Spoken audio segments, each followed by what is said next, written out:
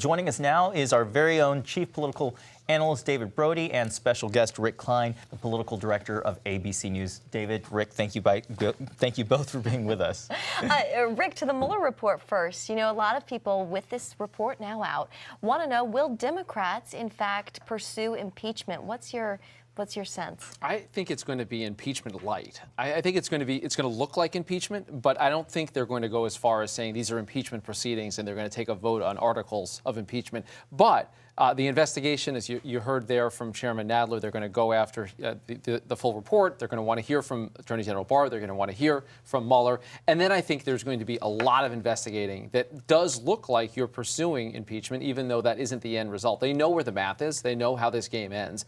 But they've got political pressures, as you hear from Elizabeth Warren and others, that want them to be pursuing this. And I think they're actually, the congressional Democrats would be doing a service to their candidates that are running for president if they are out there investigating and pursuing these leads.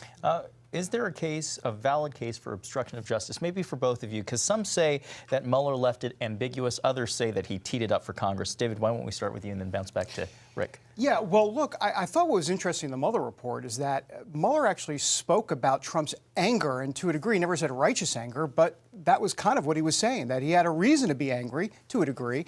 At least that's what Trump's supporters will say. So I thought that was interesting as to why it wouldn't be obstruction of justice. And also, the no-brainer part of this is that what is he trying to obstruct exactly if there was no underlying crime in Volume 1 that never came to fruition? So I think if you put those two things together, you can make the case that no, there is no obstruction of justice here. Now, Democrats won't see it that way, but at least that's one vantage point from one side of it. Rick, how do you see it? To my mind, Mueller and then Barr made a judgment about prosecutable, legal judgment on obstruction of justice, and it's not going to happen. There's not going to be a prosecution. They decided not to bring charges.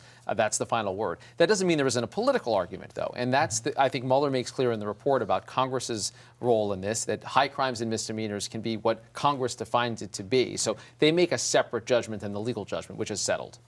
Rick, what about the controversial Steele dossier? You know, a lot of outlets have not reported heavily on this, but really it is what ultimately led to this whole investigation.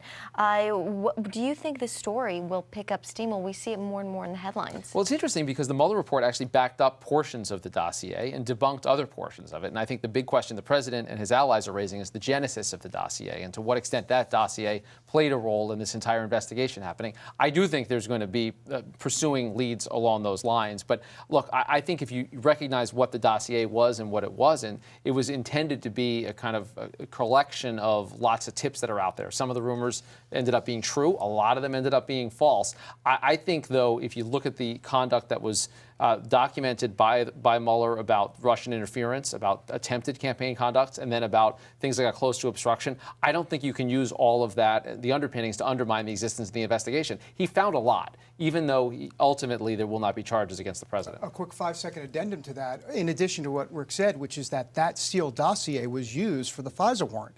So, you know, the fact that it was dubious at best, I think obviously plays into what is going to ultimately have to be investigated. David, a nice little segue. So how far do you think Attorney General Bill Barr goes into getting to the bottom of what he said was spying on the Trump campaign? I can't imagine there's going to be any sort of special counsel necessarily to investigate this. I think there might be an IG report. I mean, look, Michael Horowitz is already doing an IG report as it relates to the FISA warrant process and whether or not that was kosher. No pun intended. Happy Passover, everybody. But, you know, I think that's going to come out, I think, in the May, I believe, May or June. So we're getting close on that. So we're going to get some answers, but I do think Barr is going to clearly, look, let's be honest, Barr thinks there was spying that went on. I mean, he's got some intel that he suggests that there is. So therefore, we're going to have a 1-2 punch, the Michael Horowitz IG report, and then whatever Barr comes up with. Yeah, this question for both of you.